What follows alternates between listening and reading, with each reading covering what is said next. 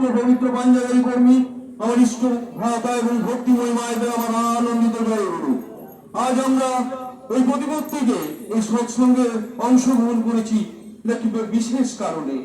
আজ আমরা এসেছি স্বর্গীয় ভূষণ সমাদদার, তার আজ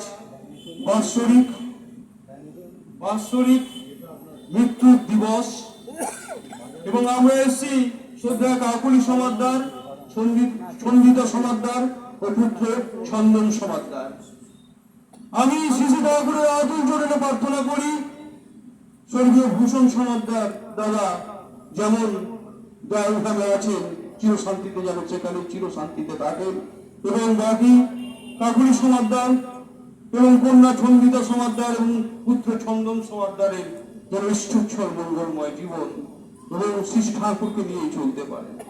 খুব সুন্দর ইষ্ট প্রসঙ্গ হচ্ছিল, তো আমার একটা কথাই মনে পড়ছিল, এই যে ডিপি ওয়ার্ক সবাই বলছে ডিপি ওয়ার্ক, তো আমি একটা কথাই জানি, দীক্ষা দিলে জানিস মনে ইষ্টভীতি করতেই হয়, ইষ্টভীতি বিহীন দীক্ষা প্রভু কি চেতন রয়। এই ইষ্টভীতি জিনিসটা কি? আমরা তো ডিপি ওয়ার্ক করছি, ইষ্টভীতি জিনিসটা হচ্ছে এমন একটা জিনিস। আমরা অনেকে ভাবি শ্রী ঠাকুর টাকার কথা বলছেন কেন, এই ঠাকুরের এই সম্পর্কের মাঝে টাকা কেন?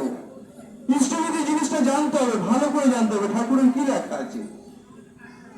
বলছে ইষ্টভীতি যে আমাকে টাকা দিয়ে করতে হবে তা নয়, ইষ্টভীতি হচ্ছে সামর্থ্য যোগ, আমার সামর্থ্য অনুযায়ী করব।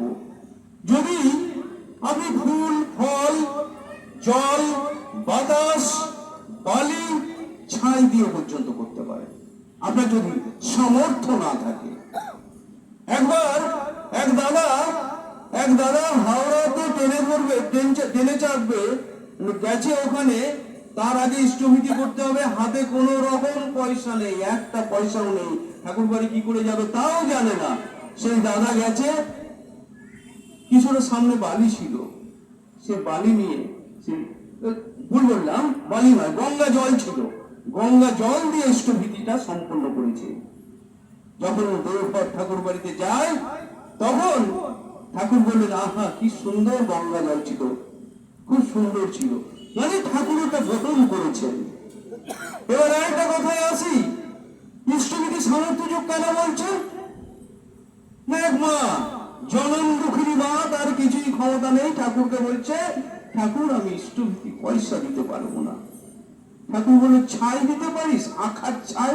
আখা মানে বোঝেন তো, আখা মানে হচ্ছে মাটিতে পাতা যে উনুন, সেটাকে আখা বলে, সেই আখার ছাই দিয়ে করতে পারিস?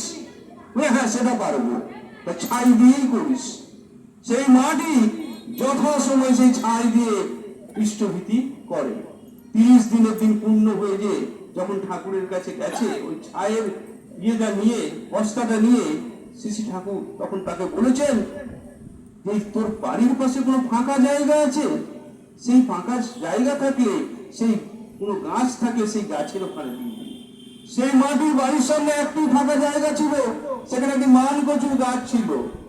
সেই মান কচুর গাছের গোড়ায় সে 30 দিনের দিন দিয়ে দিত। এর বলার পর মান কচুর আকার প্রকার সমস্ত কিছু বেড়ে বৃদ্ধিতে দ্বিগুণ হতে থাকলো। সুন্দর করে মান কচু হলো। সেই বুড়ি মাটির ইচ্ছা এই মান কচুটি ঠাকুর বাড়ি নিয়ে যায়। তিনি কাটা করিয়ে নিয়ে যেতে পারবেন না, তাও টেনে চাপিয়ে দেওঘর ধাম নিয়ে গেছে।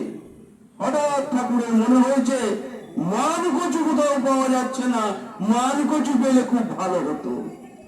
তখন তার আমাদের গুরু ভাইরা ছোটাছুটি করছে, কোথায় মান কচু পায়, কোথায় মান কচু পায়। যখন স্টেশনের দিকে গেছে, দেখেছে মান কচু নিয়ে একটি মা এগিয়ে আসছে। মাটিকে সেই কোণে তুলে নেওয়ার জোগাড়, যে বলছে, মা তুমি কত টাকা নেবে বলো, এই মান কচুটি আমাদের বিক্রি করে দাও। বলছে, মান কচু বিক্রি করবো? এটা আমি প্রভুর জন্য নিয়ে যাচ্ছি, এটা আমি আমার প্রভুর জন্য। বলছি, তোমার প্রভু না দয়াল ভাবে বসে আছেন প্রভু?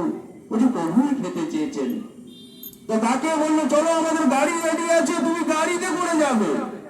সেই বুড়ি মা চিন্তা করছিল, আমি কেমন করে যাব, কি করে যাব?